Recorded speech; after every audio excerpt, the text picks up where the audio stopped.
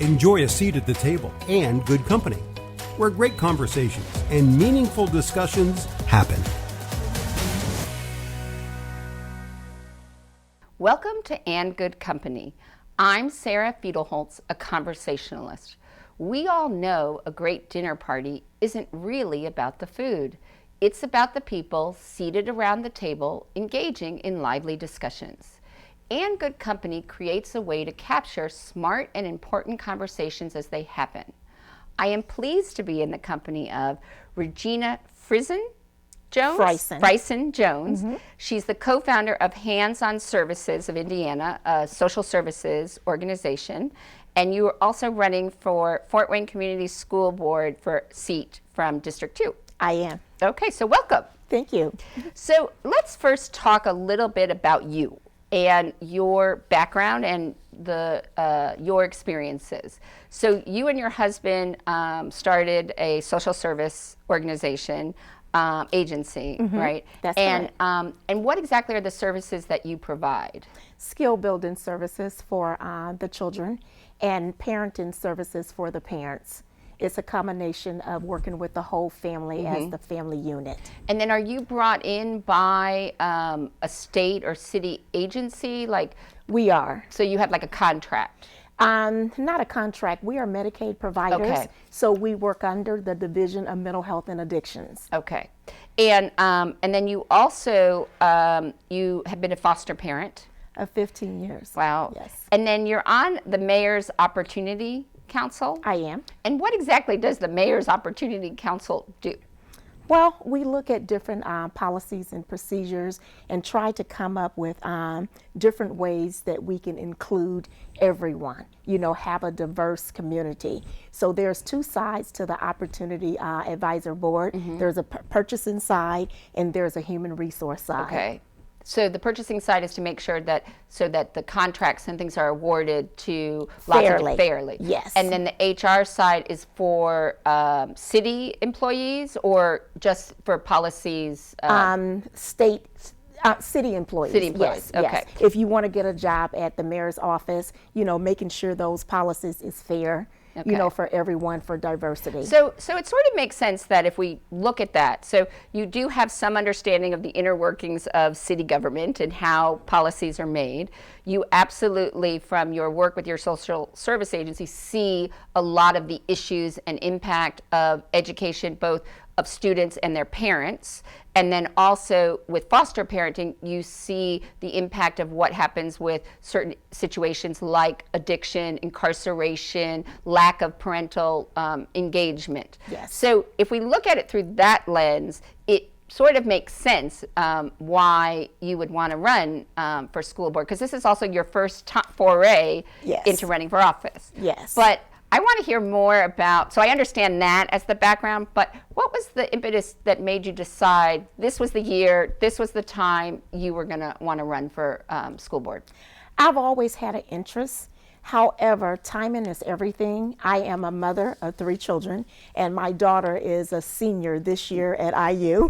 So timing, it was perfect timing. However, being a foster parent and my background working with children with disabilities, mm-hmm. I see the educational disparity more so now since COVID-19. With online learning, mm-hmm. there is a lot of parents that don't have the skill set to help their children. There's a lot of children that has disabilities, and the online learning right now is just not working. Mm-hmm. And we have to close that educational gap. I know we talk a lot about family engagement. Mm-hmm. Family engagement is really, really important when you have it. It's not an argument that children do well when you have that support at home. Right. But I know firsthand there's a lot of children that don't have that support at home for right. whatever reason. And what people don't realize is that the support at home, it's not only a parent who makes sure that you get up for school and get dressed, but it's also been proven that children from low income or minority homes, they actually, when they go for kindergarten, they actually have less vocabulary. They don't have the kindergarten ready skills, they haven't been read to. There's not as much of that communication in the home. I mean, they already start behind. Yes. So, I mean, so you have to look at the programs and things that we do from the get-go, really. Exactly. And, my passion, too, is I was a child where my mother, she did the best she could. Well, your mother, you were raised by a single mother, correct? A single mother with 7 children. And my mother, she always shared, it's important to complete high school. It's important to go to college. Saying go to college is way more to it than that. Right. You have to be prepared and ready to go to college. Right. And I've worked with different college programs here in Fort Wayne. And I know children, they fail at college if they're not prepared for that journey. Well, they also say that a lot of kids, especially if you are a first generation or a minority, that they don't, when you go to college, if your parents have gone to college, they know sort of how to navigate the system. Absolutely. And so when you call home or are having problems, they can serve as that support. But if you don't have that because your parents don't know, or they're not as adept into the system or whatnot, they don't necessarily can give you that support that you need. And that happens more often than not. Right. And so it's like, which is also what happened with a lot of those for-profit colleges, because we actually have an intern on the show she's a senior in high school. And so she was only looking at sort of state programs, state schools or schools. And I said to her, well, you also should look at the private colleges because sometimes they have even more money to give you. Like you're going to get your Pell Grants and your regardless of where you go. But in terms of scholarship dollars, lots of the private colleges have way more to give, and they want more of a diversity of their students than you would think. So she might not know that because her parents may not know that, but I know that. And so, and like that's how I'm getting her now to look at Huntington, and because it has the program that she wants. So it's a lot of also giving, making sure that the students have the right information and resources when they need them. Very, very important. And that's another thing that's lacking. Children don't have the resources. They don't know about the resources. Parents don't know about the resources. When you know better, you do better. So, when I hear people say, well, this parent is not engaged, this parent, is not doing this or that, it's because they don't know. You do have parents that just don't care. I acknowledge that. But for the most part, families that I've met, they want to know, but they don't know. Well, it's like nobody teaches you how to be a parent, or or where to get help if you're, how to navigate the system if you think that your child has a disability, or to get tested, or to make sure that your child's not being redlined because they have they're perceived as a behavioral problem or something in the schools. But you're also so District 2 is not necessarily it's the northeast. Okay, so that's a pretty very I would say not a very diverse community. It's a pretty affluent community. And you live in the community. You've lived there for what, 25 years. 25 years? Yes. Okay. And also your 3 children have gone through the school system. Yes. Okay.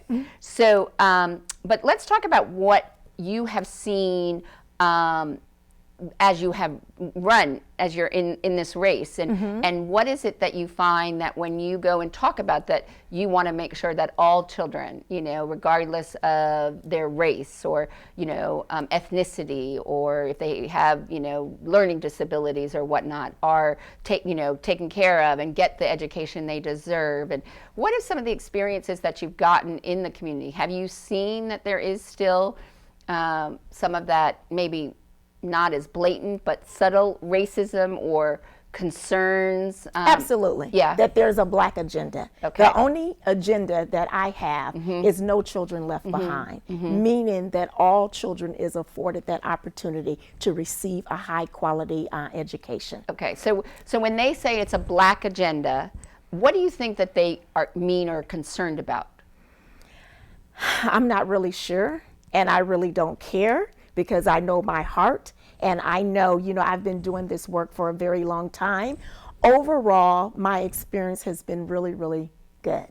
And I like to focus on that. And I've gotten a lot of positive feedback from wanting to help children with disabilities. Disabilities, there's a wide array of children with disabilities.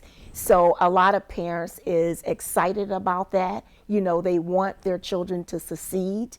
So overall, it's been good, but you know, you always have those few bad moments. I've had a few bad moments, but I'm not focusing on that. I'm focusing on the positive. Well, and I think it's also important that to have a school board that also reflects the mix of the students. Absolutely. And so, so Fort Wayne Community Schools, it has almost 300,000 students. It's one of the largest districts in Indiana. 40% are white, and then 25% are Black, African American, and then 19% are Hispanic. So, I mean, if we look at for minority of the, you know, Black, African American, and Hispanic together, you are talking approximately 45% of the student body. Absolutely. So it is the largest group in a sense that is looking for using public education. And boards does well, any board, when there's diversity. Right. Because I think it helps with, you know, policies, fairness in policies. It helps with the equity of their teachers. It's just all around better circumstances when you have diversity on any board. Right. We moved in the neighborhood, like I said, 25 years ago. When we moved northeast, there was maybe 3 African Americans in the neighborhood, and it was very difficult for my children not seeing families that look like them, and then going to school not seeing a lot of families look like them. In activities, not a lot of families look like them. Right. And they felt like they needed to conform instead of being their own person. And that's important for our children. And so let's talk about the idea of what role do you think education plays? I mean, you know, there is a belief that education is the way that, you know, you can move, you know, in terms of getting out of poverty or moving up, you know, in terms of being able to have different careers or paths. And there's mixed beliefs in that, because some of it is that you have so much going against you if you come from an impoverished home or a low income background, that education, you know, and like we were talking about, if you don't have the support even to get to college, let alone when you're in college. But what do you see is the role that a public schools and public education should serve the community? I think it should serve in many different capacities. It needs to serve if a child is going to go to college, or a child is going to secure a trade, or a child just wants to get a job. Right. That's really important. And it teaches them a sense of community, to give back to their community. So it serves in lots of ways. Right. I mean, I think that in some ways we were on this path of so much that regardless of, not everybody is meant to go to college. I mean, you do have to be someone who enjoys studying and book learning, and some people don't learn that way. Some people are more hands-on, or, you know, learn better, or want to have a vocation, or people who want to go, maybe they want to go to cosmetology school. And we used to be very much on this track of, you know, if you didn't want to just go to college, you would just sort of fall off the wayside. And now we sort of have embraced more of these other tracks. But I wonder if, because also now school is so much about teaching kids to take tests, and it's all about measuring metrics, and, you know, are we doing another disservice to kids now? I do not think it should be that much focus on testing. It's too much stress on the child and on the teachers as well. Right. And I feel. Well, and I think that it's not, a test isn't necessarily, it don't determine your value. Right. And it doesn't determine what your skill sets are. I mean, there's a difference between why they used to call it the SAT, the standardized aptitude test, but they actually had to change it to the standardized achievement test, because technically aptitudes cannot be taught. Those are the innate skills and abilities you have. And then achievement is based on what you have learned and how Absolutely. you've achieved to master a subject. And we look at achievement for students to assess should they move on from one grade to the other, but we don't ever look at their natural or innate aptitudes and to sort of help them find the careers or the types of colleges or fields of study. And we should. That we should. And so, so how do we change the way that then we sort of help students perform and evaluate their performance when also so much of teacher compensation is based on performance? You know, I've been thinking about that a lot. You know, I've been getting a lot of questions while out canvassing. You know, what are you going to do about this and what are you going to do about that? The fact of the matter is, a lot of the things that has come down, it has come down from legislation. We can't change that. You know, we can, you know, write legislation and try to, but we have to work with the hand that we're dealt right now. And so you're talking about because so much of the educational requirements and assessments are based on the state at the state level. Yes, right. Yes. So I think the direction of education, yes, we have the educators, but I think it's going to take the community collectively helping these children and helping public education. Right. And what I mean by that, you know, you have different programs. Those programs we can connect children in. I think we need to do a much better job with connecting parents with resources. And I know Fort Wayne Community Schools have the Family Engagement Center. If I'm correct, I think that's what that engagement center is for. So I think, you know, we have to rally around public education, other organizations with the resources to try to connect parents and students. And I think you made a really interesting point when you talked about, like, I know that the Fort Wayne Community Schools really stepped up when the whole COVID crisis happened, that every child from grades K to 4, I think, gets an iPad, and then everyone from middle school to gets a computer. And they push the budget to make that to happen, and then they've also really worked to make sure there are the hot spots where the kids can connect. But people don't think about, just because you give the student the iPad or the computer, if the parents don't feel comfortable or have the ability to know how to navigate or get their child online, that creates a difficulty that, you know, because we are relying so much with where we are now with online learning is for it to be parent directed. And so I think that people don't think about that if it's just not something that, you know, a parent is familiar with, you know, that they're not going to be as inclined to be able to help the child, and then the child could get frustrated, and the teacher may not know and just thinks that the child doesn't do his homework or engage or what have you, or miss class because it's not, you know, logging on or something. And you have a lot of single parents or parents work outside the home. Right. So they're relying on the children to get online and do their work. Right. We all know our children need supervision. Right. Some of our children need that supervision.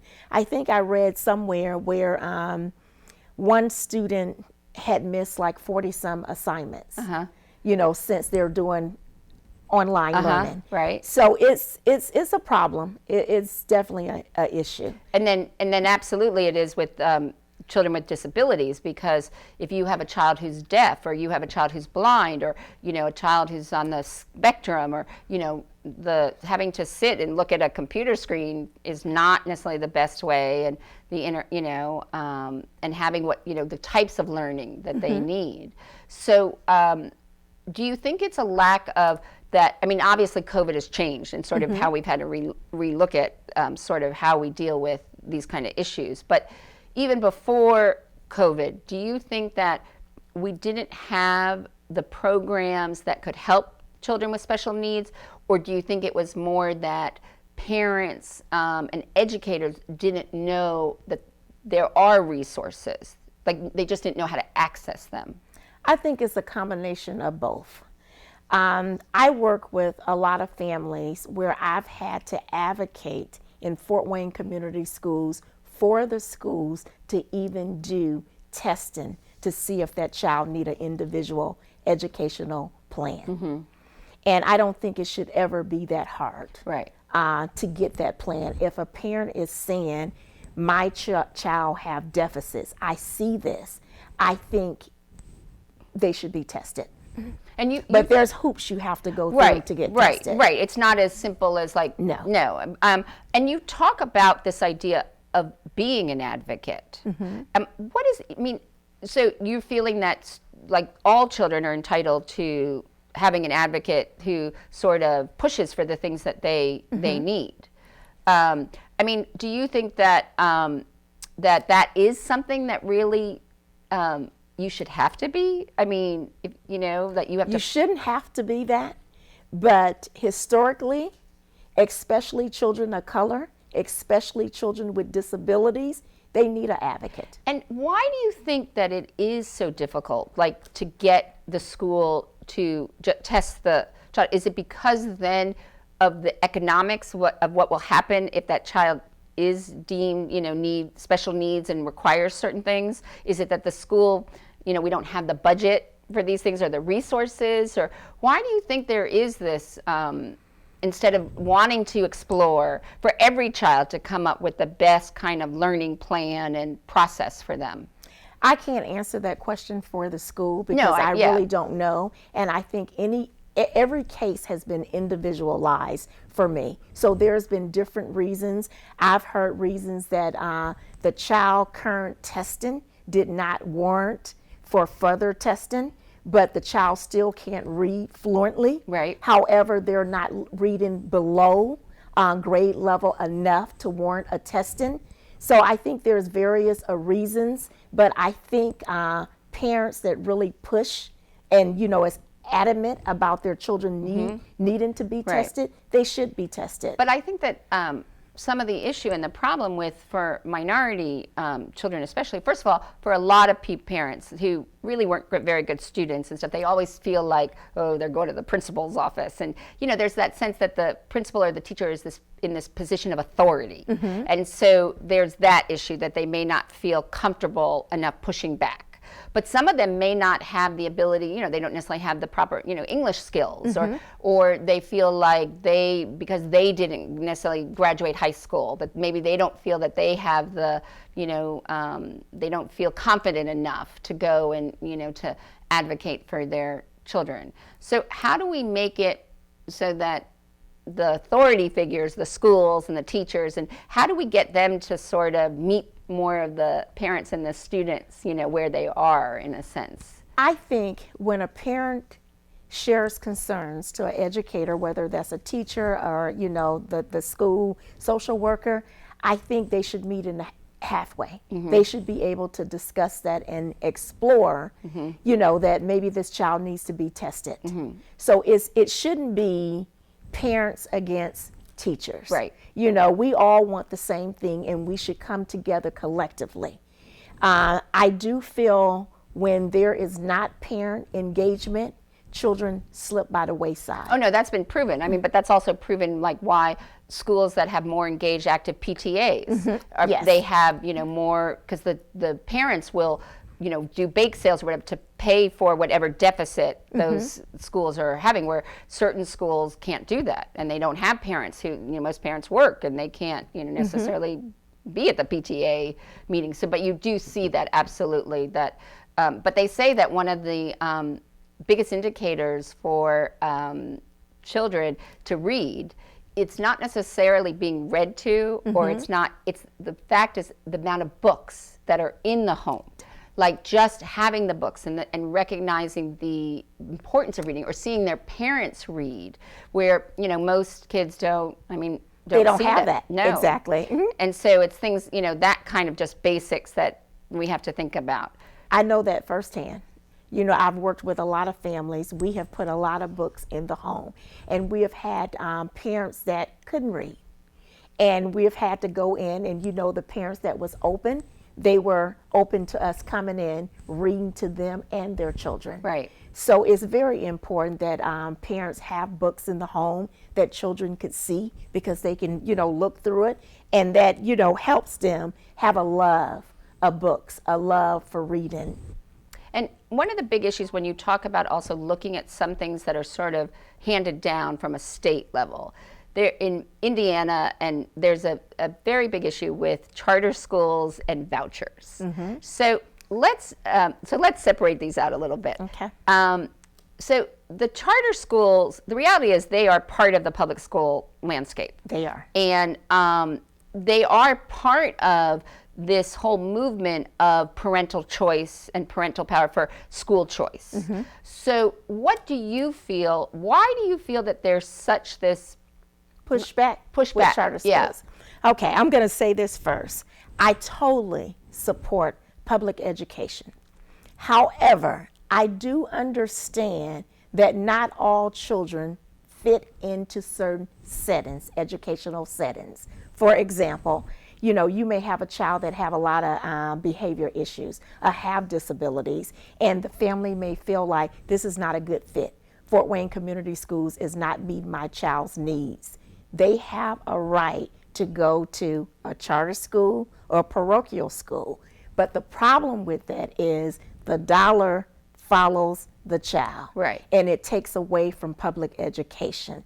I think with charter schools, the issue is mandating all the criteria that Fort Wayne Community Schools or public schools have to go through. You know, regarding the metrics, the assessments, yes, and the yes. I don't think charter schools have to go through that, and I don't think that's right. I think they should be held to the best standards as well. Those standards. But I mean, but the issue of the vouchers is the issue of school choice. Yes. So because there are what I thought was interesting. So there are 39 private schools in Fort Wayne Community School District. The enrollment, though, of minorities in all private schools, which includes 90% of those private schools, are religiously affiliated. But only 14% of minority students are actually enrolled in any of the private schools, be it a private school, secular, or, you know, a religious affiliated. So they're not even taking advantage of looking at being able to use vouchers. And I think that's because even though you use that voucher, parents still have to pay out of pocket, because parochial school, tuition may be $9,000. The voucher may be $5,000. So that's still an expense that a parent probably don't have the money to pay. Okay. And then also if there's issues of, because they don't necessarily offer busing and the services Absolutely. So that's even the expense. Yes. And so you have to look at that. I mean, so if you look at, though, another whole issue to really look at it is the needs of minority students in general, and what they sort of, you know, I mean, nobody starts out hating school. I mean, you know, but, you know, you look at any kindergartner and they're excited to go to school, but the largest number of dropout of high school are minorities. And I think that has a lot to do with the metrics, the testing. It's just a lot. When you don't have that reinforcement at home, teachers, you know, all that responsibility should not fall on a teacher.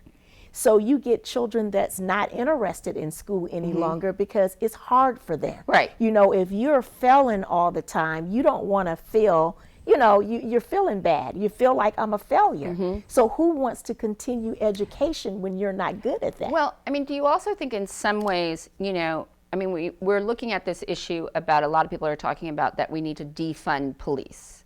But it's really not necessarily defunding the police. It's sort of changing where the money is allocated, because originally police were there to protect and serve. They weren't there to do, you know, the social work, and they weren't there to deal with if somebody is addicted to drugs and is having, you know, an episode, or somebody who has mental issues and that's causing whatever the crime is, you know, or issue to be. I mean, they're the first line of defense, because that's what people call. So it's sort of looking at the other resources or other services that should come with when the police are called. And do you think that, I mean, I don't think it's fair that we're doing the exact same thing to the police that we do it to teachers, that they're supposed to be all of these things. Plus, the average teacher in Indiana, is $52,000 a year. Now, the majority make 60 some. well, because also that also depends on seniority and if you have certain degrees, but a lot of them also fall under. And Indiana, the average teacher salary across the country is over 60,000, 62,000. So we're already, our average, we're paid much lower. But is it fair that then, you expect teachers, like, they've got to do all the time in the classroom, and then they've got to grade all the papers, but then also they're the ones, if there's a truancy issue, or if, or if the child has missed 40 assignments, or trying to track down a parent, or, most parents, if they work, then the teachers have to call them at night. And I mean, are we also not putting, sort of that, it takes a village to sort of raise a child or educate a child? We're not really good at giving teachers that village or that support around them. And they need it.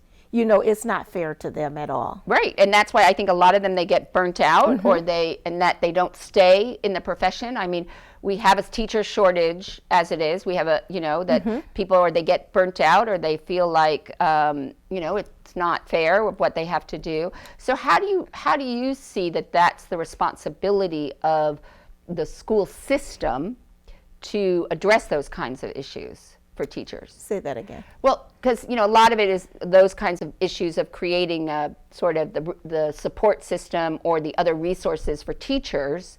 How do you feel that what's the school board's responsibility to saying, okay, we need to create sort of this system or resources for teachers? So, so if there is a behavior issue, so instead of just sending the child to the principal's office, and in the case of minority, they are more than likely to be suspended, which makes no sense because we're punishing them by taking them out of a learning environment. So how does the school system help to create a system that is proactive for the student, but helps the teachers? I think we're first going to have to keep 100% funding in Fort Wayne Community School. That's the biggest issue right now, that schools are not receiving enough funding. But I think we're going to have to hire more support in the school system for the teachers. I don't think it's an option not to.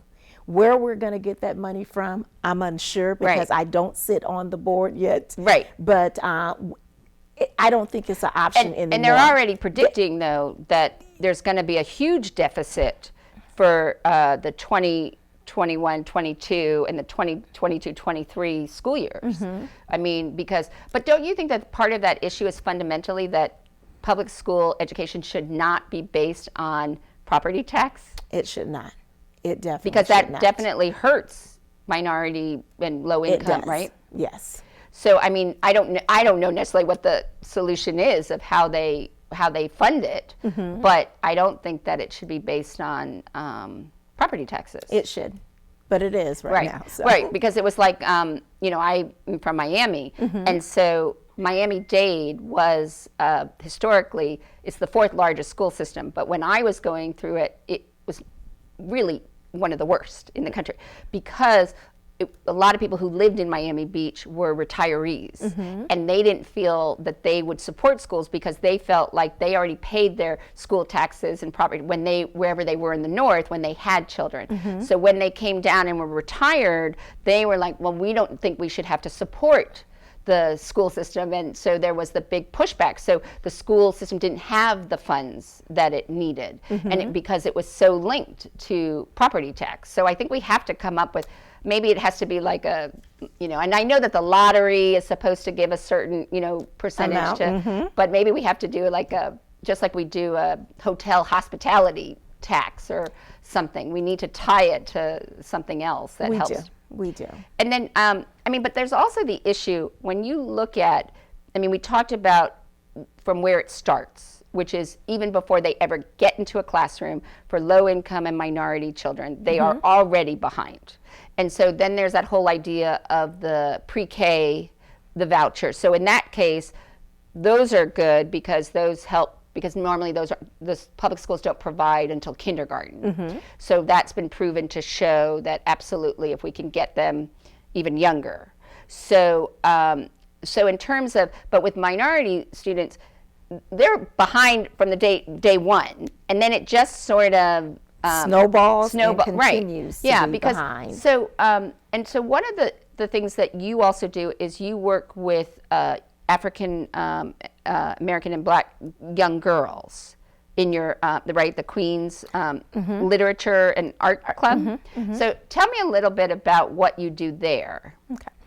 That Queens Literature and Art Club was founded because my daughter, she was primarily the only African American child in her classroom. And one year, I think she was 5 or 6, we went out shopping. And she did not want an African American doll. She wanted a white doll. And that broke my heart as being an African American mom. And she started gravitating towards things that was light skinned, you know, and I felt she was hating who she was. So I figured if it was going on with her, it had to be going on with other children. So I contacted some parents, and we met one Sunday in my home, and every parent was experiencing the same thing but didn't know how to identify that. I knew what to look for because I was that child growing up where I didn't feel good enough because the color of my skin. So I never wanted any of my children to feel that way. So from there, I co-founded the organization with my neighbor who also had an African American daughter that was the same age. And I know this to be sure. When you start building children up early on, making them understand the importance of who they are and comfortable within their own skin, they will grow up to have an appreciation of them, who they are. So how many years have you been doing the Queens Club? Queens Club, we started in 2007. And so what do you do? So, I mean, what we do is we meet, we read books, and mostly African American books. And at the end of the year, we will select one of those books to develop into a stage play. We do mentorship, we do volunteer work. They do a lot of public speaking. So it just builds their confidence up. All these young ladies now are adults now. Right, because a lot of them, now you're still doing it though, right? Not a lot. Okay. What we'll do, we'll get together and, you know, they'll go out and they'll do public speakings. They'll mentor younger children. But just to look at, it was 28 girls in the club that started off. These young ladies have grown up to be powerhouses. So they're in college or finishing college now, right? Some of them, and some of them went into trade. I have a beautician that's going to be the next Madam C.J. Walker. Oh yeah, and okay. She believes in that, right? So yeah, so it's just the importance of reading books, you know, exposing children outside of their environment, which allows them to dream. So do you think that because programs like yours, I mean, we went through a period in the late 90s, early 2000s where we said, okay, girls, you know, by 4th grade, they're not going to raise their hand. They don't feel as competent across the board, not even, and then even more so for minorities. So we created all of these programs and initiatives for girls. But now I sort of think if you look at the statistics, our boys are in serious trouble. They are. Because if you look at, like, even in college, the number of girls that are enrolled in college and graduating is 51% of the college population. But our boys are in such trouble. And a lot of the Black and African American boys are facing a tremendous amount of difficulty and issues in school. And, you know, it's been proven that, you know, you're more likely to be incarcerated if you drop out of high school. The use of suspension as a discipline act is, you know, twice as likely with an African American or Black student than it is with a white student. You know, I think that now we've got to pivot and start looking at programs and ways to really help the boys, because I also think that part of also the problem is, and then I feel like it's cyclical, because I think what happens is if, 1 in 3 Black and African American men are at some point going to find themselves incarcerated, they're not in the home. And one of the most important relationships for a young girl is the relationship with her father, which is how she then thinks and learns how men should treat her and what she should expect from them. So if they don't have that role model in the home, then they don't get that experience. And then for many young African American boys, if the fathers are incarcerated and the majority of who they see in a classroom are either female teachers, and in most cases don't look like them, then they're not getting that role model. And so I think that we have to sort of also now really take a look at what we can do to help boys. When I started Queens Club, at least once a month, I would get calls from moms wanting to know if there was any programs that they could connect their children with. I work, like I said, in social service now, and I have quite a few young males on my caseload. And just today, we're trying to find a mentor to connect these young African American boys to. And a lot of times we try to send them to Big Brothers Big Sisters, but as we know, there is still a big long waiting list. Right. Mentors for boys particular. And we also have that problem with foster homes. I mean, that, and also there is, a lot of people, the stigma of a large African American or Black teenager, there is sort of that bias and fear that can be perpetuated. But when you talk to these young men, what is it that they say that they felt or feel that they didn't get in school or, during the education process? I had a mother email me on Facebook last week on my campaign site and wanted to know, how do a child go through high school and fail almost every class and still is able to complete high school? And that was her son. And this question had came from her son. And her son shared, the mother shared for the son that he felt like he wasn't taught anything. And the things that he was taught do not apply to him going in the community, being successful, having that skill set to be able to just secure a job, such as money management skills, social skills, how to complete job applications. Well, life skills. Yes, life skills, yes. Yeah. And they also, we talk about that, the schools, there's 7 magnet schools in the Fort Wayne Community School, but those are really for more driven kids or kids who know the path that they want to go. Or we have these at-risk or kids who have been suspended or difficult behavior problems. We have certain programs for them, but we don't have programs that just sort of help kids along the way to learn life skills or to figure out what aptitude they have and the resources. The problem with him being able to graduate high school and not being able to read, that's part of the problem of how we assess and measure performance of teachers, and at some point they just don't know what to do, so they just push them off on somebody else's problem.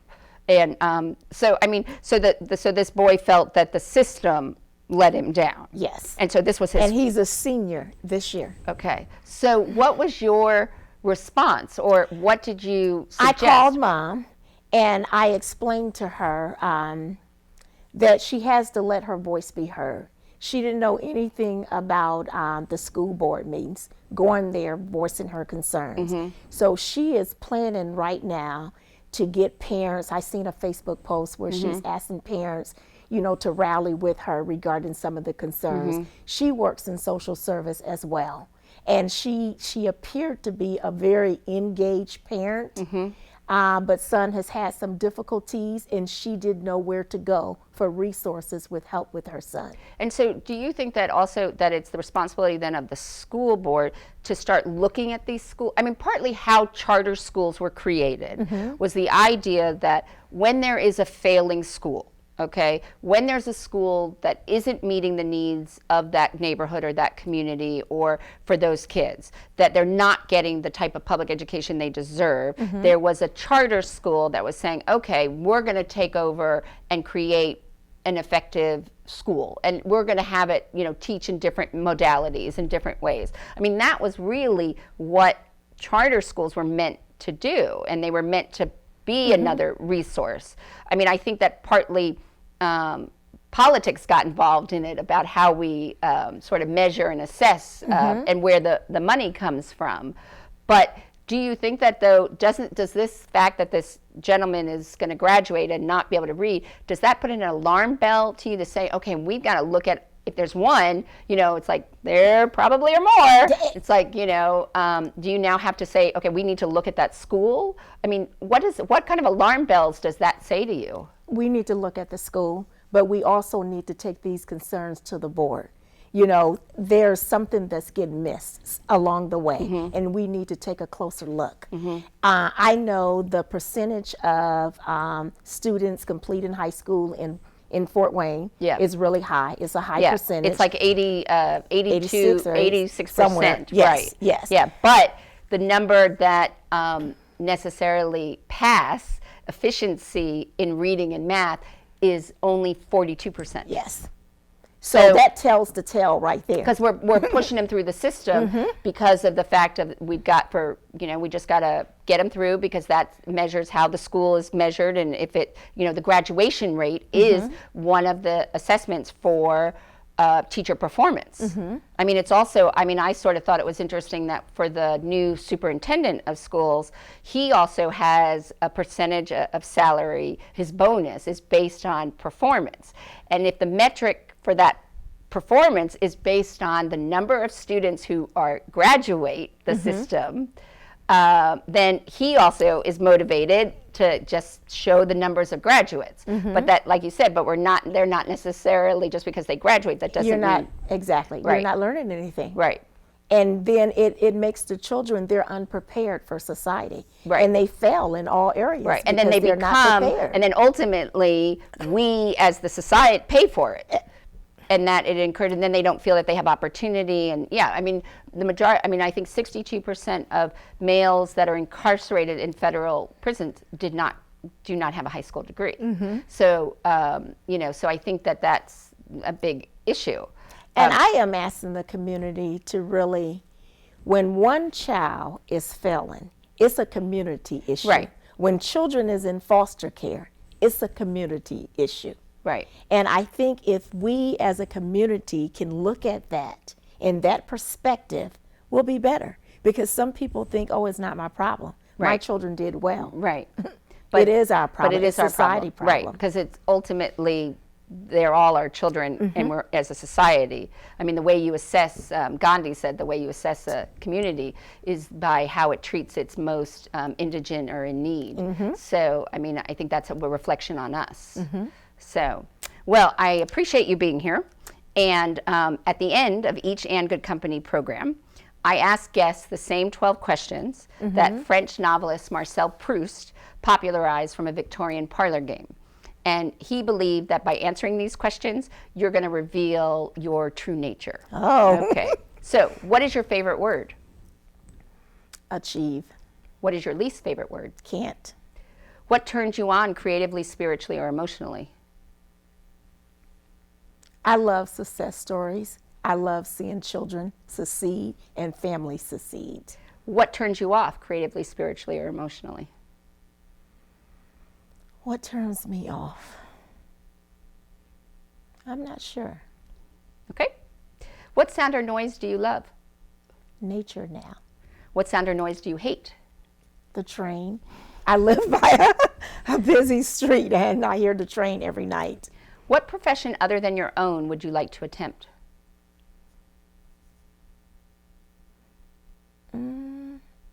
Probably dance. A dancer. What profession would you not like to do? Probably a police officer. They have a tough job. I do. What do you consider your greatest achievement? A parent. Who, living or dead, would you most like to have a conversation with? My mother, definitely. How would you like to die? In my sleep. If heaven exists, what would you like to hear God say when you arrive at the pearly gates? You have served well, child. You have served well. Well, I think that you will serve our community very well. I think just having a conversation with you at this table shows the importance of having diversity within our community. So thank you. I really appreciate it. Please join me next time when you can again enjoy a seat at the table for great conversation and good company.